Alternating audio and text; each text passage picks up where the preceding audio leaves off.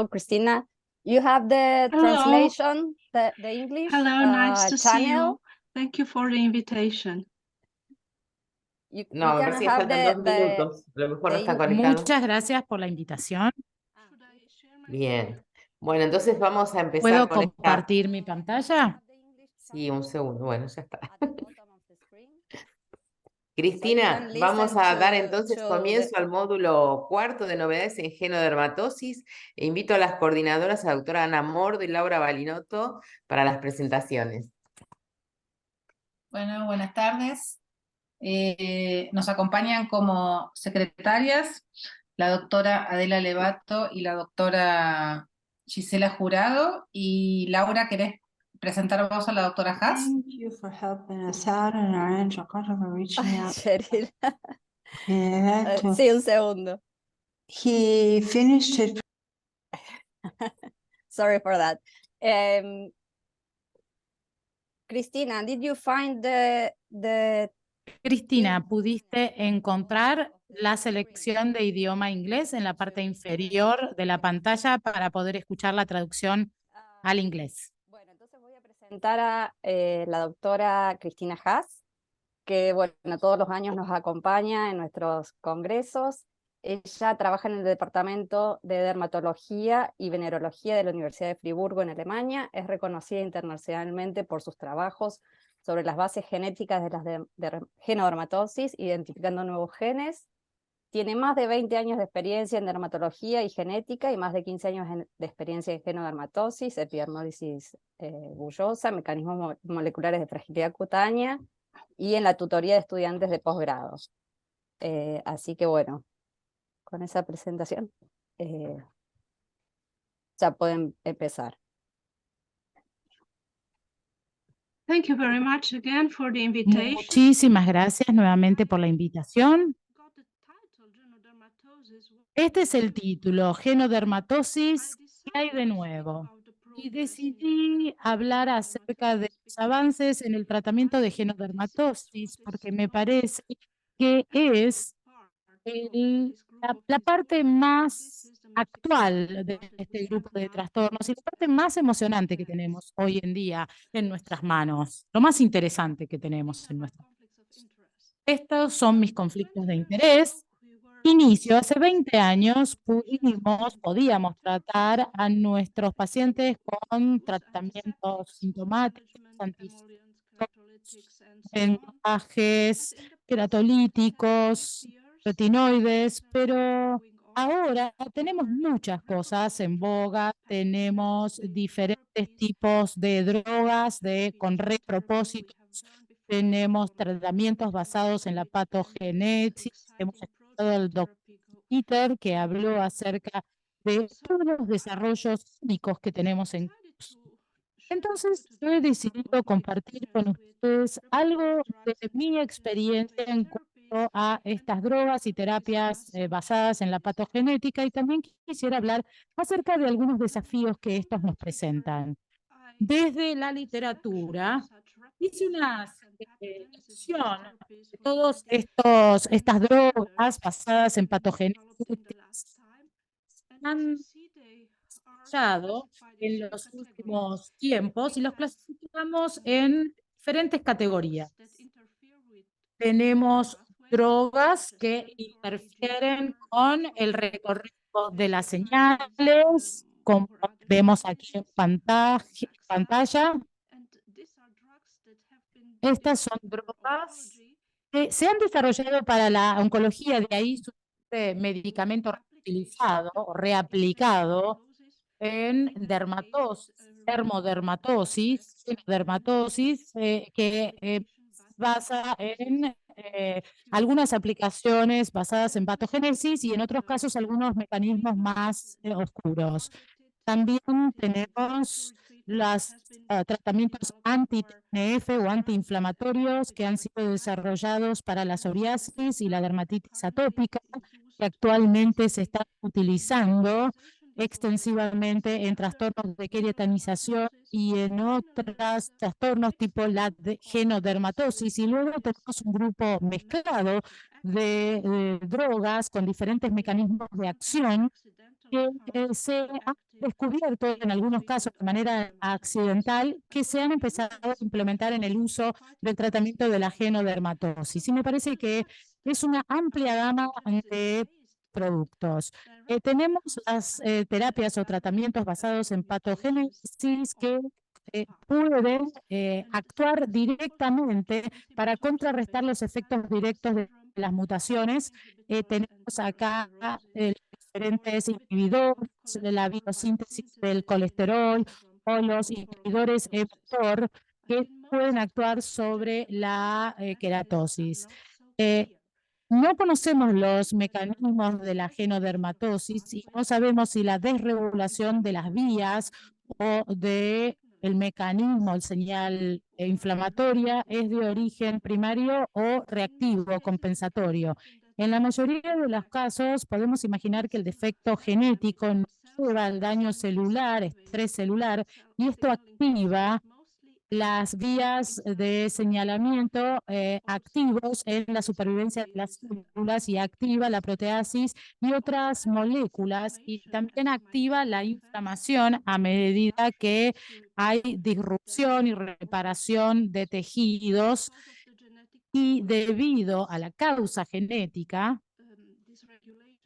esta desregulación ocurren en forma crónica, no se detienen y nos llevan a reacciones tisulares y sistémicas que muchas veces aumentan el nivel de eritema, inflamación, genodermatosis y cicatrices. Entonces, ya sea que podamos sobrepasar el defecto genético bloqueando estos mecanismos, bueno, la mayoría de los desarrollos se han logrado en el grupo de los trastornos de la queratinización. Se ha mostrado que la mayoría de estos tratamientos y que hay ictiosis se puede asemejar al mecanismo de la psoriasis y también tenemos activación de la inmunidad innata. Entonces tiene sentido apuntar a estos patrones inmunes para poder cambiar el curso de la enfermedad. Es un cambio de paradigma enorme, porque no apuntamos a la queratinización, sino que apuntamos a la inflamación para el tratamiento de estos trastornos. Acá les traje algunos ejemplos de pacientes para mostrarles que esto no es tan simple y es un gran desafío, mucho más de lo que pensamos. El primer ejemplo es este síndrome SAM. A la izquierda vemos uno de los primeros pacientes que hemos tenido, que lo tratamos con biológicos, tiene eritroderma y en su dermis tenemos un infiltrado anti-IL-17. La tratamos con y pueden ver que tiene la piel casi normal post tratamiento, lo único que necesita es algo de humectación en la piel. La respuesta fue estable y se mantuvo durante 4 años. Con esta experiencia tan buena, pensamos en tratar al siguiente paciente que está del otro lado en la pantalla. Es una niña que también tiene síndrome de SAM y como pueden ver en la pantalla, la diferencia entre el antes y el después no es relevante desde el punto de vista clínico. Es decir, no vemos una mejora clínica y no podemos explicarlo si es una dosis demasiado baja o los intervalos no son los correctos, muy pequeños, muy grandes para este tipo de trastornos, si hay factores modificantes o hay otros patrones inflamatorios más complejos. Otro ejemplo es un paciente con el síndrome de Kidar, la forma recesiva del síndrome de Kidd, que tiene eritroderma, escamas, picazón extrema, y después de la primera inyección de Secuma, vemos cómo ha mejorado completamente su cuadro. Tenemos acá como un milagro. En este caso, hemos identificado IL-17 positivo, como lo pueden ver acá en esta imagen de histoquímica, y acá tenemos el post después de 9 meses. Pacientes con ictiosis de Arlequín, bueno, no tuvimos tan buenos resultados. Acá tenemos un grupo del Reino Unido que mostró que es el IL-36, el infiltrado positivo, pero probamos igual esta terapia anti-IL-17 para este paciente. Vemos que hay una reducción de las escamas, pero el paciente no se sentía bien y el paciente a la izquierda dejó el tratamiento y el paciente a la derecha tampoco tuvo una mejora significativa con SECU. Y acá tenemos el síndrome de Netherton. Hay varios casos en la literatura que mostraron respuestas a diferentes tratamientos biológicos. Y ese fue nuestro argumento para poder entender el patrón inflamatorio en la ictiosis. No es uno solo, es mucho más complejo y complicado. Lo que hicimos fue tratar a 6 niños por debajo de los 6 años de edad con con anti-IL-17 primero, y vimos una mejoría en la condición de la piel con anti-IL-17, menos eritema, menos descamación, menos infiltración de la piel estaba más blanda, más suave, no se necesitaba tanto humectante ni crema humectante. Entonces, bueno, después los cambiamos a dupilumab. La picación se redujo, pero el eritema es persistente y la piel está más gruesa, no tan suave, infiltrada, y requiere más cuidado, más humectación. Acá entonces nos hacemos la pregunta de si les damos una terapia o tratamiento combinado. Esto es lo que estamos haciendo en la actualidad y esperamos ver los resultados. Y por supuesto, podemos utilizar tratamiento con biológicos también para otros tipos de ictiosis, especialmente para tratar la picación en la ictiosis congénita recesiva autosómica. Pudimos reducir las exacerbaciones, la picación, la calidad de vida de estos niños mejoró, pero como pueden ver en este ejemplo, la respuesta está por debajo de 200 miligramos de dupilumab por 2 veces por semana, que es una dosis más alta que la que se receta para esta edad. Pacientes con ictiosis epidermolítica, vemos que no tuvo un efecto en la picazón, en el prurito, y la familia decidió discontinuar el tratamiento.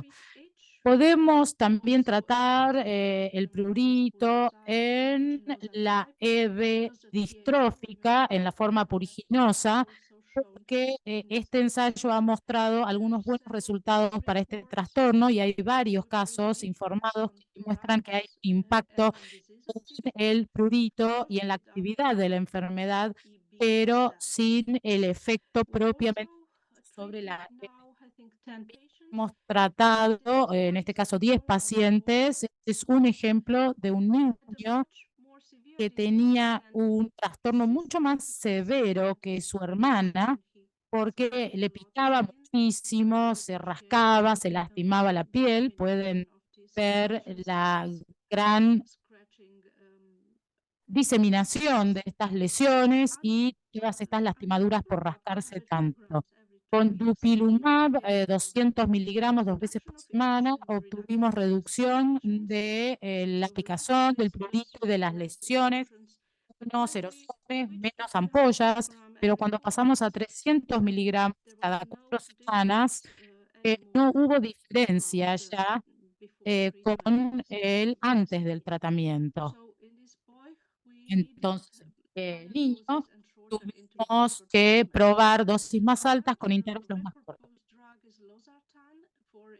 Otro medicamento reutilizado es el losartán para un tratamiento antifibroso diagnóstico en la EB distrófica recesiva. Tuvimos una casuística bastante breve, corta, para mejorar la restenosis de las estructuras o confinamientos esofásicas y las ampollas, pero los efectos son variables y hay muchos pacientes que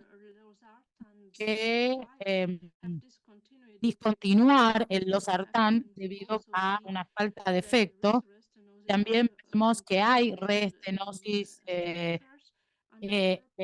esofágica, entonces es muy difícil hacer una afirmación 100% clara. También tenemos tratamiento sistémico tópico, no solamente para EB, sino también para otras genodermatosis.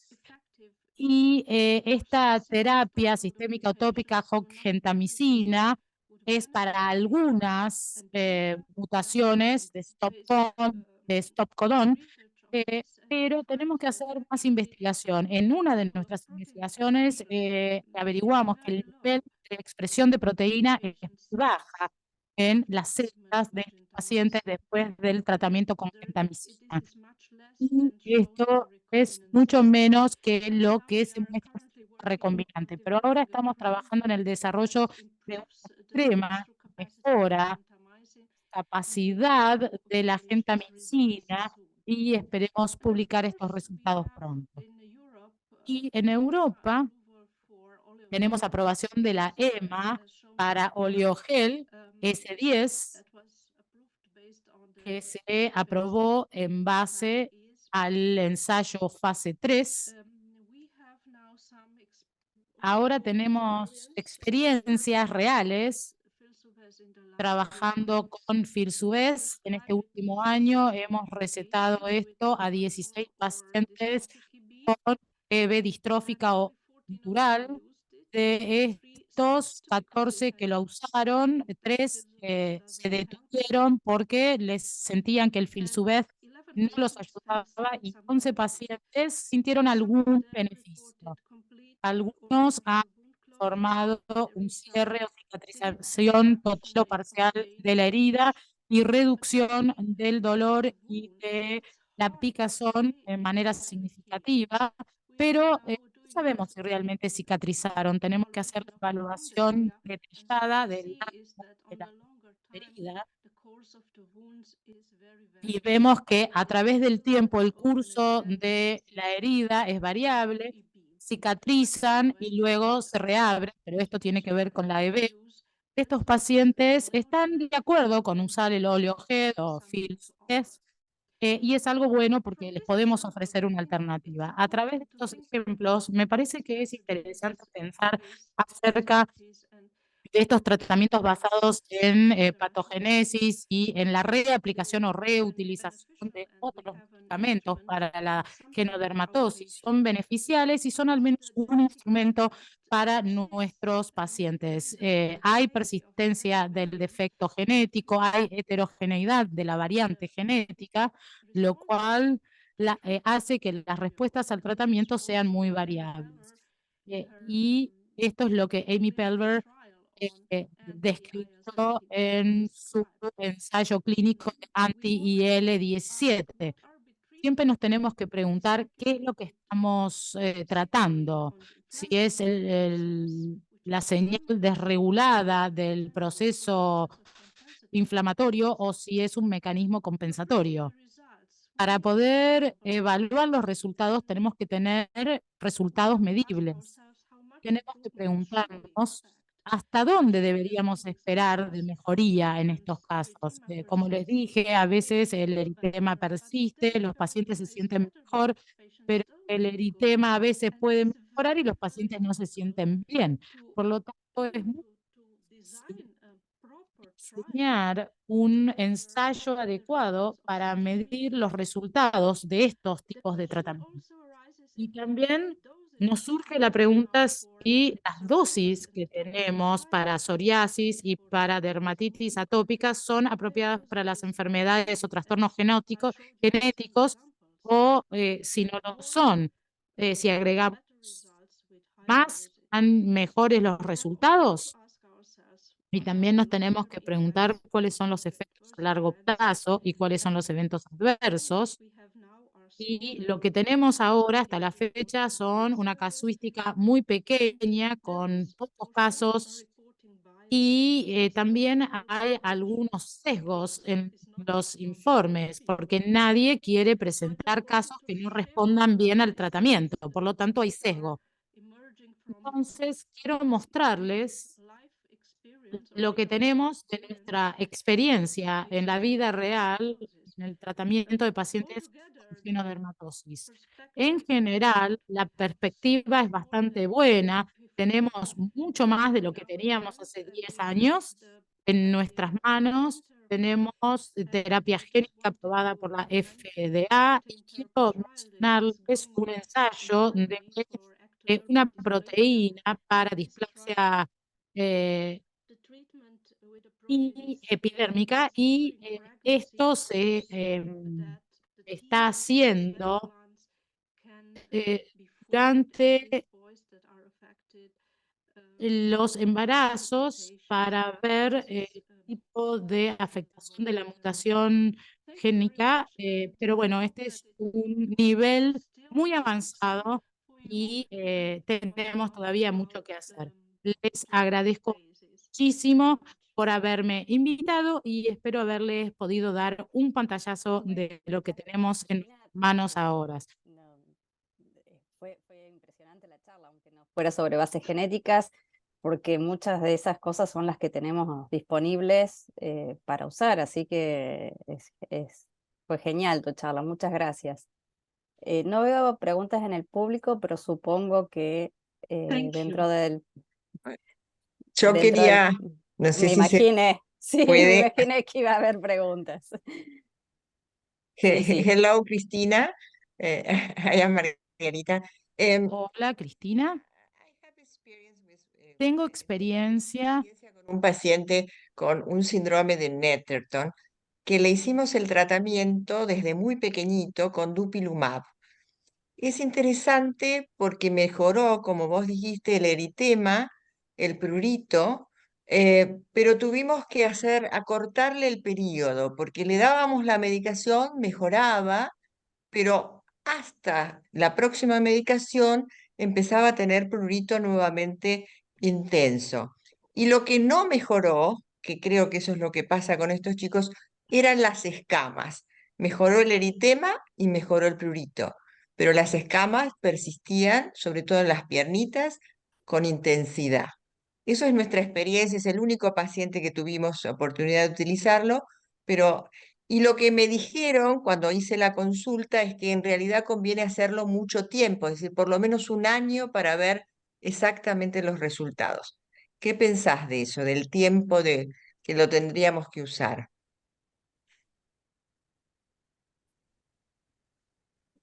Oh, I think we have to apply it for a Creo long que lo time. tenemos que aplicar durante mucho tiempo.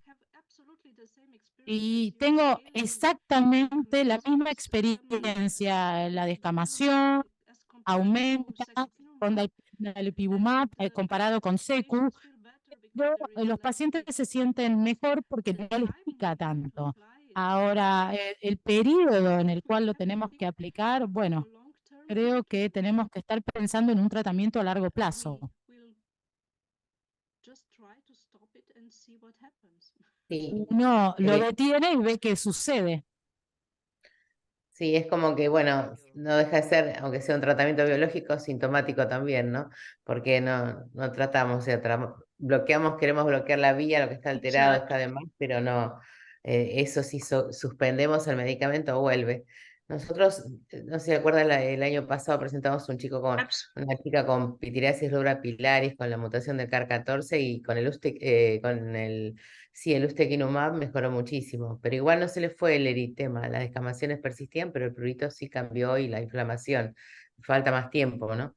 Pero la mejoría está. Evidentemente es una ayuda grande porque estos pacientes son muy difíciles y prácticamente el prurito, ese estado crónico de inflamación es terrible y con esto es una solución porque se va esa inflamación. Yo pienso que es algo grande.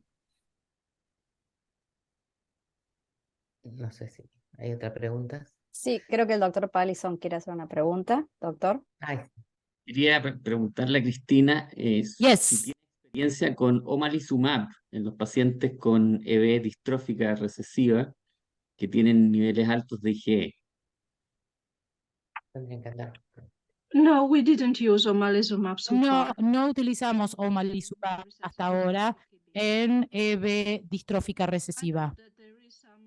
Sé que hay experiencias en el Reino Unido, tal vez ustedes también tengan alguna experiencia, pero hasta ahora hemos tenido buena experiencia con dupilumab y no hemos probado con otra cosa. ¿Usted, doctor, sí? No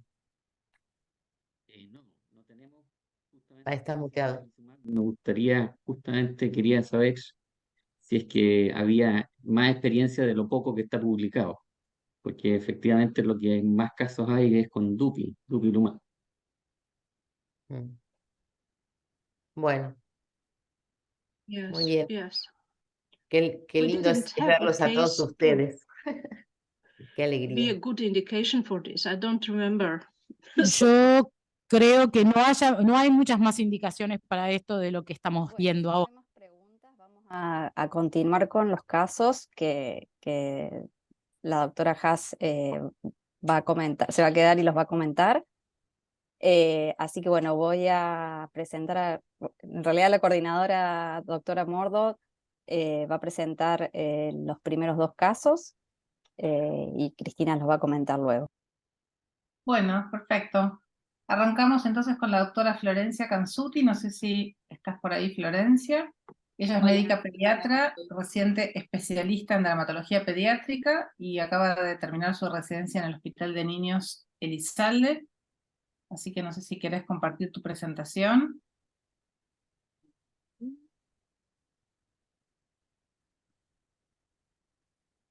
Bien, ¿se ve bien? Sí, perfecto. Adelante. Bueno, gracias por la presentación. Voy a tratar de ser lo más breve posible porque es un caso largo y complejo. Así que bueno, como ya me presentaron, voy directo al caso que llamamos ser o no ser dermatitis atópica. Bueno, el objetivo es compartirles a ustedes un caso complejo que ha constituido y aún representa un desafío diagnóstico y terapéutico para nosotros en el equipo. Se trata, esperen que voy a achicar esto un segundo, así no me veo. Ahí está. Se trata de un paciente masculino, actualmente de 4 años de vida. Es el tercer hijo de una pareja no consanguínea que no tiene antecedentes perinatológicos de relevancia y como antecedente familiar solo informaban anemia materna. Tiene las pesquisas metabólicas de nacimiento también normales. Este niño comienza a los 5 meses de vida con episodios compatibles con dermatitis atópica que había requerido 3 internaciones durante su primer año de vida. Y al año y 9 meses presenta una cuarta internación en el hospital zonal con un cuadro grave que presentó una convulsión, una anemia severa con una hemoglobina de 4,9 en ese episodio, requiere transfusión y cuando lo derivan a nuestro hospital para estudio en la hoja de derivación figuraba este valor de IgE de 10.000. Bueno, así llega la primera vez con nosotros al año y 9 meses, esta es la primera evaluación en nuestro servicio. Podemos ver algo que vamos a ver que se sostiene durante todo el crecimiento de este niño, que es el compromiso cefálico con todas estas áreas de edema, eritema, costras y fisuras, y tenía también eczemas a nivel corporal. Bueno, como diagnóstico presuntivo, obviamente que pensamos en dermatitis atópica, seborreica, una combinación, pero también por su evolución ya planteamos si se trataba de alguna inmunodeficiencia o incluso una dermatitis infectiva por algunas cosas de la presentación. Comenzamos la solicitud de estudios complementarios, interconsultas, principalmente con inmunología y alergia, y obviamente que continuó tratamientos.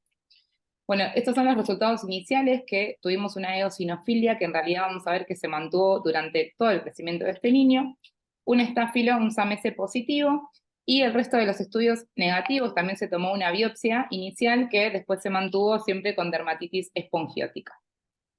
Bueno, acá voy a resumir en una línea de tiempo un poco la historia de este niño, que podemos ver que continuó con muchas internaciones. Apenas empieza su seguimiento con esta dermatitis, eosinofilia y anemia, tenemos una quinta internación, siempre por impetigización de las lesiones y un compromiso extenso y severo, como podemos ver en las fotos. Y en cada internación también se aprovechaba para realizar algunos estudios, por ejemplo, estudiar su hipereosinofilia, donde fondo de ojo, ecocardiograma y ecografía abdominal fueron todos normales, excepto un toxocara que tuvimos positivo, y se decidió hacer un ciclo de mebendazol para ver si esto disminuía las exacerbaciones. Y en esa internación rescata un SAMESE en los hemocultivos. Continúan las internaciones en julio nuevamente, esta vez con una sospecha de eczema herpético. Podemos ver cómo en algunas zonas se agrupaban estas vesículas con costras hemáticas, y el compromiso severo, como veíamos antes, a nivel facial y el de cuero cabelludo.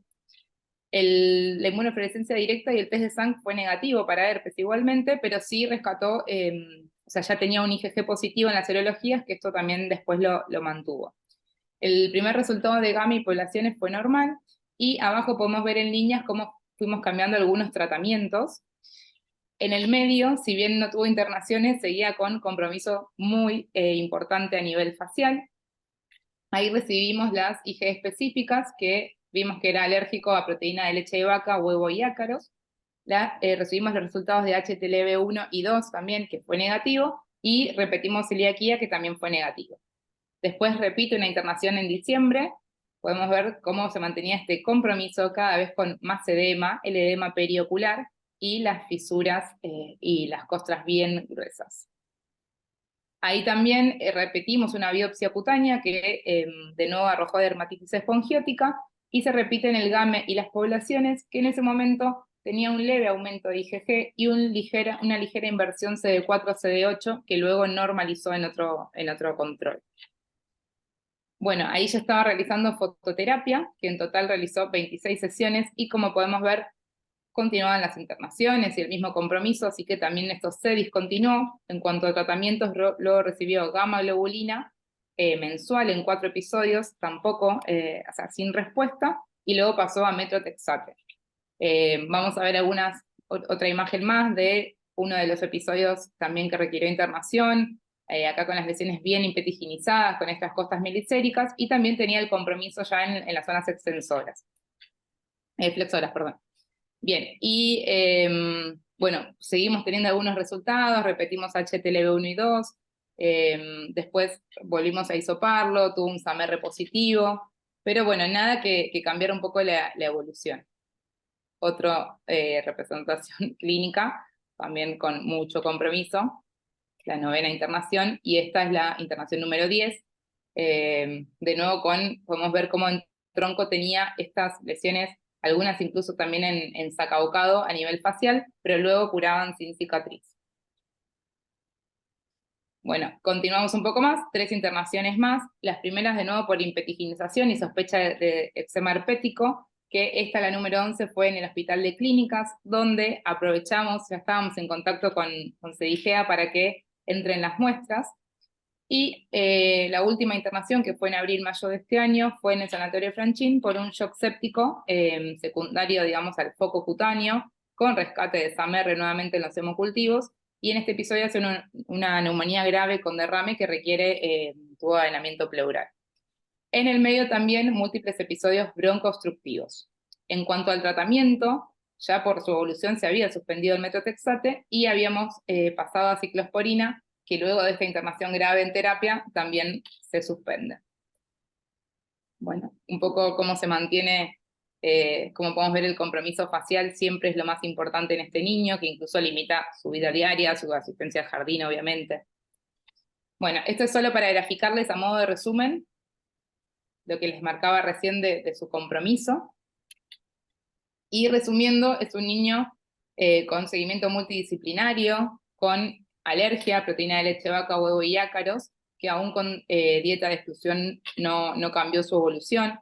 En cuanto al inmunológico, si bien tuvo unas pequeñas alteraciones, fue estudiado también en el Hospital Garrahan, nunca se encontró nada importante en cuanto a deficiencia inmunológica. De lo hematológico, su anemia asociada a trastornos crónicos después se mantuvo estable, después del hierro endovenoso. Es un paciente BOR con múltiples episodios broncoobstructivos y tratamiento preventivo. En cuanto a la parte genética, que es lo que vamos a ver ahora, tampoco todavía pudimos esclarecer un poco de qué se trata o si hay algo más. Y en cuanto al infectológico, ya tenemos estas bacteriemias, una por SAMESE, una por SAMR, la neumonía, también por SAMR, y este herpes recurrente, al menos por clínica. Sí coincidimos que la evolución siempre fue muy mala, así que nos planteamos si se trataba de un síndrome de hiper-IgE o algún otro síndrome atópico primario, o solo es un paciente con una marcha atópica muy severa. Y bueno, la dermatitis infectiva en realidad la estudiamos 2 veces y fue descartada, también enfermedades metabólicas. En cuanto al síndrome de hiper-IgE, aún, al menos a esta edad, no cumple criterios para todavía diagnóstico, sí nos da un puntaje dudoso, pero también sabemos que cada vez hay más mutaciones que se relacionan a síndrome de hiper-IgE-like y que no cumplen todos los criterios de la lista. Como también buscamos sobre síndromes atópicos primarios, dadas su atopía, sus infecciones recurrentes, la IgE elevada y la eosinofilia persistente, habíamos pensado en CAR11, bueno, y en algunos más, ¿sí? Sobre todo los que se describen acá a nivel en la primera y segunda línea, pero... Bueno, y en cuanto a los resultados, la realidad es que todavía en los resultados parciales no se encontró ninguna variante patológica, si bien sabemos que las técnicas siempre tienen limitaciones y que esto todavía se sigue estudiando y actualizando día a día. Así que bueno, en cuanto al tratamiento, ya hemos agotado todos los escalones terapéuticos, solamente estamos a la espera de biológicos, ya está el trámite bastante avanzado, y esta es una foto que me mandó la mamá hace poco, que estaba por parir a su 4.º hijo, así que bueno, nos mantenemos en contacto a la espera de la aprobación del dupilumab por parte de la obra social. Bueno, las limitaciones en cuanto a este paciente muchas veces es la falta de recursos, las dificultades de la obra social, los tratamientos off-label o en Argentina la falta de aprobación para su edad de tratamientos biológicos. Y remarcamos que es importante el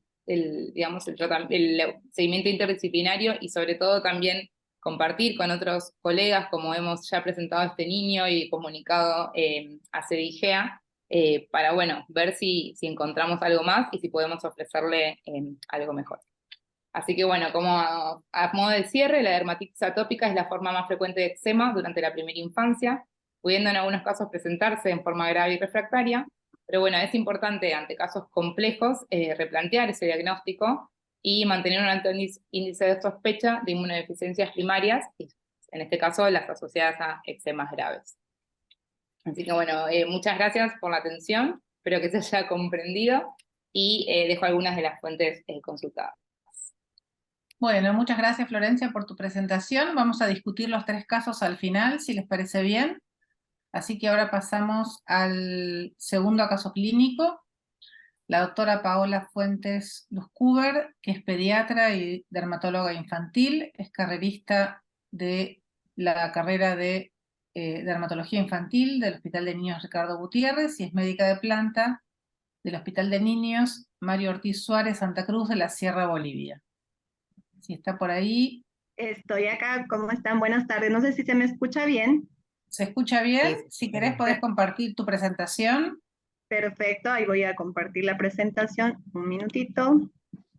Share, acá estamos. Muy bien, Paola, ¿cómo estás? Qué lindo ¿Cómo verte. están? Qué gusto verlos. A ver si ahí, vamos a ampliar la presentación.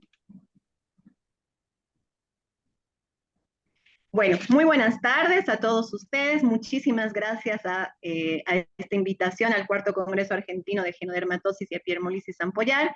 Agradecer a la doctora Graciela Mansur, a Mónica Natalia, a todo el equipo de CDIGEA, porque pues gracias a su ayuda hemos podido llegar al diagnóstico de este paciente que les voy a presentar a continuación. Se trata de un niño de 7 años que desde los días de vida tenía una historia de una xerodermia generalizada y fotosensibilidad. Había consultado a múltiples especialistas en dermatología que le indicaron emolientes sin respuesta. Como antecedentes perinatológicos, el paciente era producto de un embarazo controlado, parto vaginal, nació a término, peso adecuado. Como lo más llamativo, acá no había datos de que había nacido con el fenotipo de bebé Collodion. Dentro del pedigrí, lo más llamativo que nos refería la mamá es que había nacido un hermanito con manifestaciones fenotípicas muy similares al caso índice, en donde el niño tenía xerodermia generalizada, atriquia de cejas y pestañas y tenía el pelo rizado y escaso. El niño falleció de muerte súbita. Cuando viene Anthony a la consulta en el Hospital de Niños allá en La Paz, en otra ciudad acá en Bolivia, veíamos a un niño con una facies peculiar, una facies similprogeria, con frente amplia, con retrognatia, puente nasal amplio, con pelo escaso y frágil, con bastantes costras untuosas a nivel de cuero cabelludo, con descamación, y cuando vemos una foto panorámica del paciente, vemos el gran compromiso pondoestatural que tenía el paciente en el momento de la consulta. Recordemos que él tenía 6 años y acá pesaba 11 kilos y medía menos de 1 metro, con los índices de menores al percentilo 3, y la ictiosis laminar muy evidente en toda su piel. Cuando veíamos sus manitos, pues había retracción entre los dedos, con mucho compromiso, que producía inclusive una pseudosindactilia, y a nivel de las uñas teníamos unas uñas en vidrio de reloj y que estaban distróficas.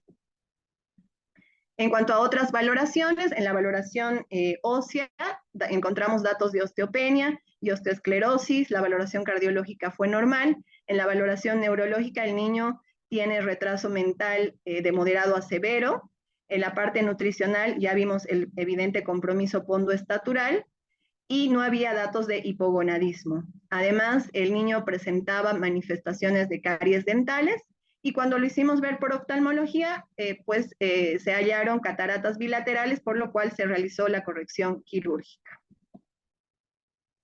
Se le solicitó un laboratorio en donde lo más llamativo era una eosinofilia de 14% y una IgE de 1905.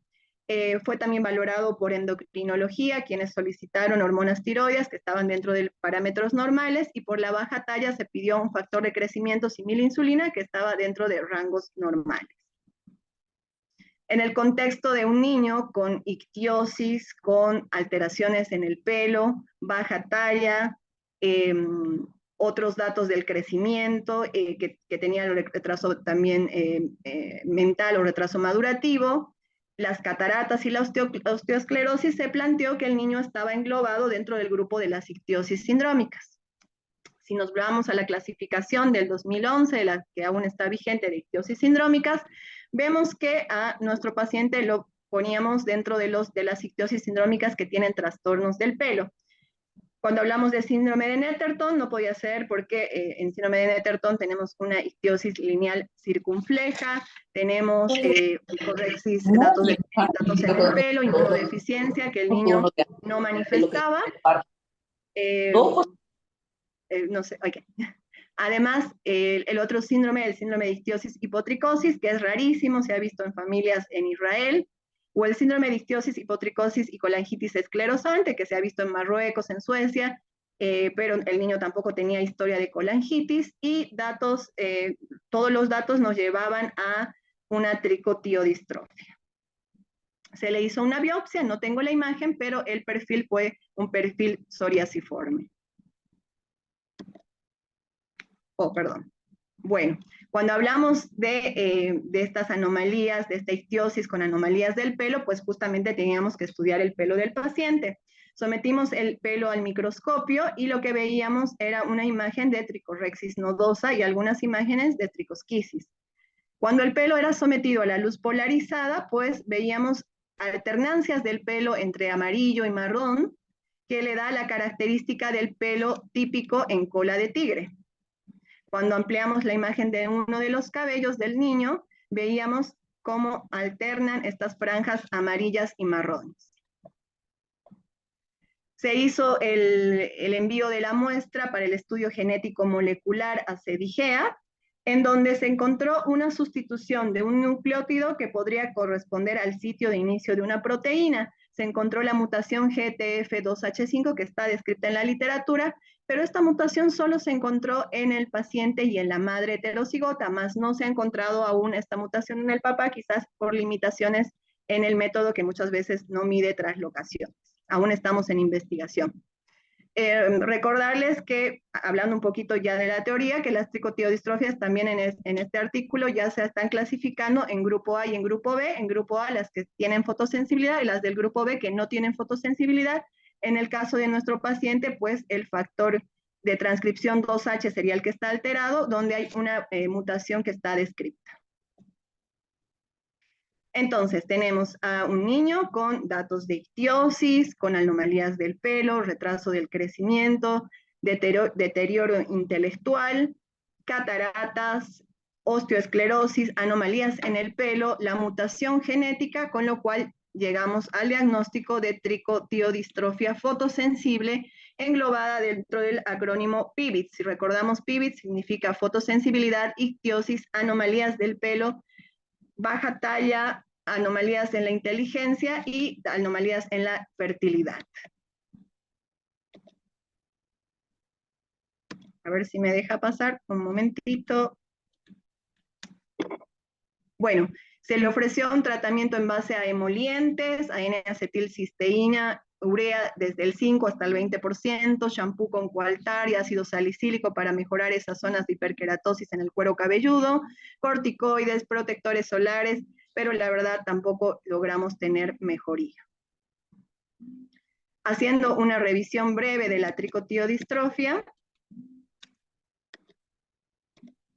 antiguamente llamada síndrome de Tay, Sabinas, Polit y síndrome de cerebro piloso de Amish. Recordemos que tricotiodistrofia deriva del griego tricho, que significa pelo, tio, azufre, dis, alteración y trofe, forma. Desde el punto de vista estructural, las manifestaciones de la tricotiodistrofia, como su nombre lo dicen, se caracterizan por una consecuencia del bajo contenido de azufre tisular.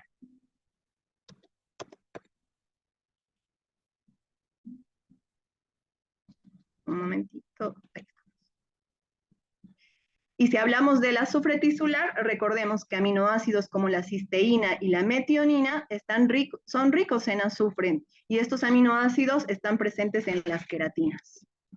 La tricotiodistrofia conforma un grupo de enfermedades que son transmitidas genéticamente por un patrón autosómico recesivo, aunque se ha descrito una mutación ligada al X en este gen. Este autor, el año 2015, ha descrito esta mutación.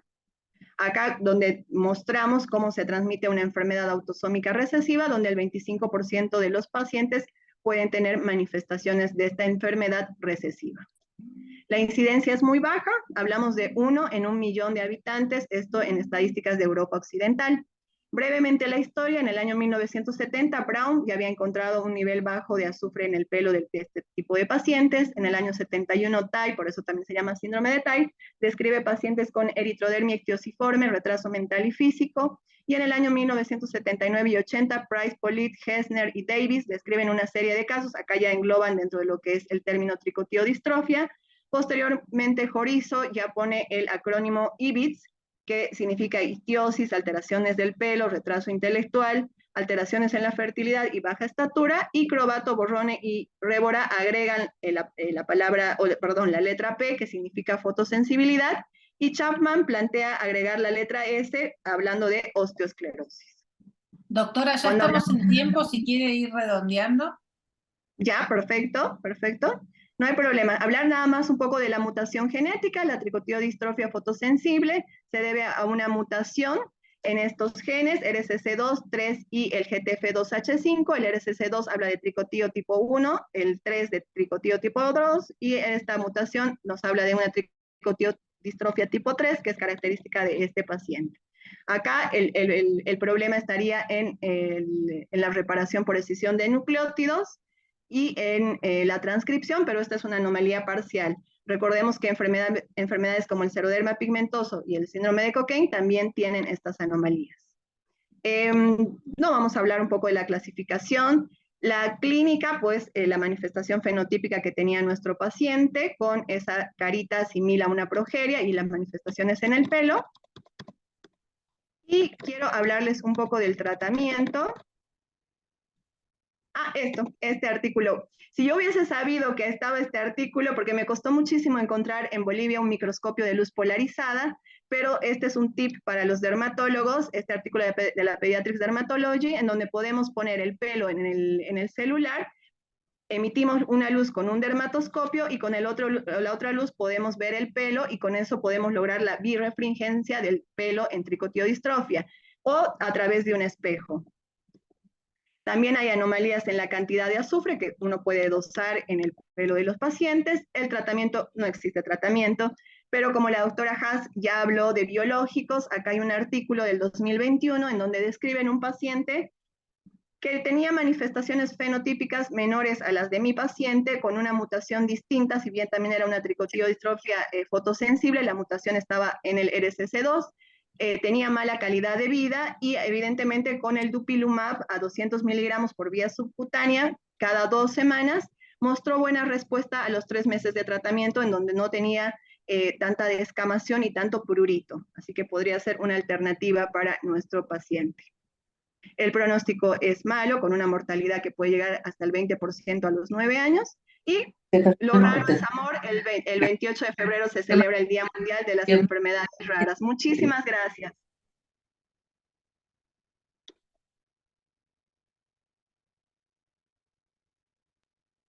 Bueno, Estás muchas muteada, gracias. Ana. Ah, Ana, estás muteada. igual sigo yo, Y no hay bueno, no, problema. decía Ahora que sí. muchas gracias y que Laura iba a presentar el último caso. Sí, la próxima serie de casos va a ser presentada por la doctora Mónica Natale, que es bioquímica investigadora en el Laboratorio de Diagnóstico Molecular de CIGEA, y va a complementar un poco lo que estuvo hablando la doctora Fuente. ¿Qué tal? Buenas tardes. Sí, yo voy a ser breve, pero más que nada queríamos puntualizar ciertas cosas que vimos en una serie de casos de pacientes con tricotiodistrofia que fueron llegando a nuestro centro, que nos permitió también en parte diagnosticar a este paciente de la doctora Fuentes. Esto es el resumen de lo que ya fue hablando de la doctora. Más que nada, de esta diapo lo que quiero destacar es que la fotosensibilidad o no fotosensibilidad en la que se dividen los grupos de las tricotiodistrofias, más allá de estar dada por una fotosensibilidad clínica, está determinada por la capacidad que tienen las células en cultivos a responder a la radiación UV, a la reparación en ese tipo de cultivo. Entonces, por ahí a algunos pacientes no se le va a dar fotosensibilidad, pero no quiere decir que no pertenezcan a este grupo de fotosensibles.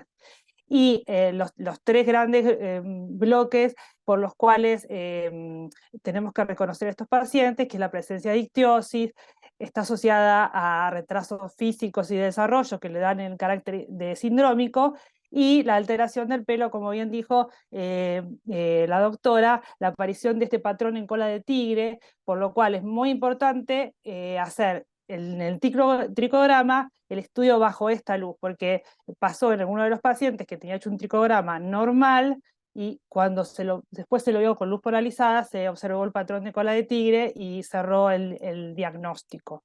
Según la UMIN, estos son los genes a los que están asociadas las tricotiodistrofias. Las fotosensibles, como bien dijo la doctora, están asociadas a RCC2, RCC3 y GT2H5. El tema es que la mayoría están dados por mutaciones en CC2 y CC3. Solamente en literatura hay menos o 10 casos más o menos de pacientes con diagnóstico de variantes en GTF2H5. O sea, es muy bajo. Y otra característica de las variantes en este gen es que no dan seroderma pigmentoso, como pueden ser las variantes que pueden también estar asociados a los otros 2 genes. Esto es un repaso de lo que es el gen GTF2H5 en particular, que lo que le quiero remarcar es que es un gen chiquito, que tiene 3 exones nada más, y la metionina 1 está en el exón 2 de este gen, y su variación lo que causa es una inestabilidad en el complejo, como bien dijo, del factor de transcripción 2 humano, y una alteración en la reparación por escisión de nucleótidos. Nosotros hicimos panel de NGS para ictiosis y descartamos todas las otras ictiosis y encontramos en esta variante metionina 1, ya estaba descrita, como bien dice la literatura. En 3 pacientes de los que tenemos los encontramos en forma heterocigota y no encontramos otra variante en GTF2H5, y en 2 pacientes los encontramos en forma homocigota, y actualmente estamos tratando de hacer RNA en los pacientes que fueron heterocigotas para encontrar la otra variante que produce la patología. Este es el primer caso que tuvimos, que vino un chico que vino del Hospital Garrahan con una ictiosis. En ese momento, con el aumento de IgE y el tipo de ictiosis que tenía, vino con una sospecha de síndrome de Netterton. El panel no nos dio variante en SPINK5, y sí encontramos en heterocigosis la variante en GTF2H5. Tenía antecedentes de familiares en Bolivia, y el patrón de cola de tigre después se le vio en el tricograma. Otra característica que tiene este paciente, además, que para nombrar, que es un paciente que 19 años tiene ahora, o sea que llegó, dado la expectativa de vida que tienen estos pacientes, bastante más edad. Después nos mandó la doctora Fuentes el paciente que ya presentó anteriormente, y no lo voy a explicar. Y después nos llegó un tercer paciente que vino del Hospital Elizalde y viene con una sospecha de KID, porque tenía una ictiosis y una hipoacusia asociada. Entonces hicimos conexina 26, y al no tener resultados, después le hicimos un panel y salió la misma variante en GTF2H5. El paciente también tiene antecedentes de familiares en Bolivia, y tenía la tricoquisis en el tricograma. Y los últimos 2 pacientes son pacientes homocigotas. Uno vino del Hospital Garrahan y otro lo vimos en el Hospital de Clínicas, con características, como ven, físicas y morfológicas muy similares a los pacientes presentados por la doctora Fuentes, y este paciente tiene homocigosis, y el otro que vino es un poquitito más grande y con un fenotipo un poco más leve, también está en homocigosis y tiene mejor pronóstico por ahí que los otros pacientes anteriores que nos vinieron. Teniendo todo esto y apelando a la capacidad que por ahí tiene el centro de agrupar pacientes similares en un solo lugar, que por ahí tal vez si no estarían asociados, pudimos ver un número de características comunes que tienen todos estos pacientes, que está bueno que por ahí las visualicen, como para tener en cuenta, y asociadas también al antecedente de sus ancestros en Bolivia, y al tricograma, más que nada, con patrón de cola de tigre. Y a esta variante en GTF2H5.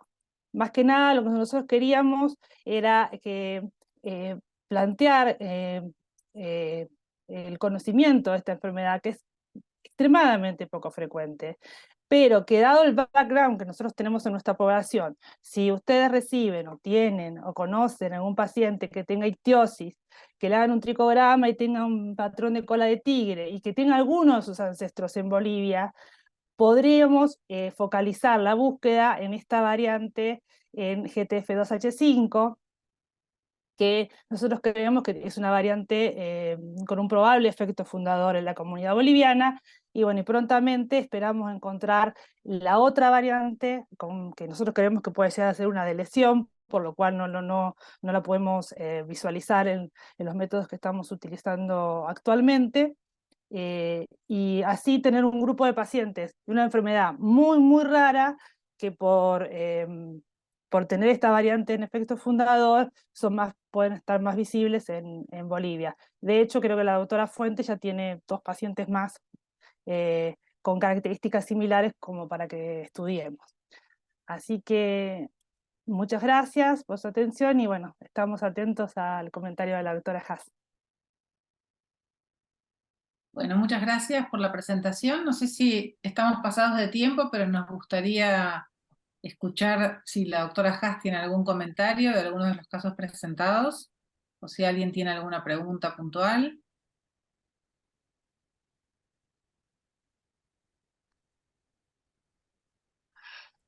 Thank you very much. That was fascinating. Muchas gracias. Fascinante los casos. Y es muy bien, muy lindo ver cómo hay casos que todos los años se van haciendo más profundos y más sofisticados en este congreso. Casos muy complejos y todos los años casos más complejos todavía. Para la primera mi diagnóstico sería también el mismo. Si en alguna dificultad en encontrar la variante, no entendí la última parte, pero nosotros tenemos un centro especializado para inmunodeficiencia.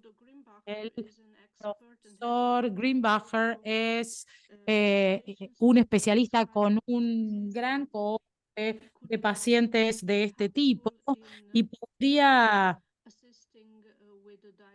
ayudar con el diagnóstico o alguna pregunta en este sentido. El primer caso, como dije, el diagnóstico es hiper-IgE, como ustedes bien dijeron. Un caso muy interesante. Si necesitan más experiencia sobre este campo en particular, deberían ponerse en contacto con mi colega porque es una muy buena opción. En cuanto al segundo caso, muy interesante, y el análisis de la mutación, bueno, yo he visto un único caso recientemente. En toda mi carrera, en realidad, vi un solo caso. Es un panorama clínico impresionante y un muy buen cohorte que ustedes han logrado reunir. Me da curiosidad saber si estos pacientes podrán obtener el tratamiento con MAB y si este tratamiento con TUPI puede ayudar a reducir síntomas. Muchísimas gracias. En honor al tiempo, me parece que vamos a cerrar. No sé, Laura, si querés hacer algún comentario más. No, solamente una cosa más que vimos en esa serie de casos es que son todos, tanto los 7 reportados en el mundo que hay hasta el día de hoy, como nuestros 5 casos, son todos masculinos. Eso es muy raro, y es raro porque el gen está en el cromosoma 6. Entonces eso nos llama mucho la atención.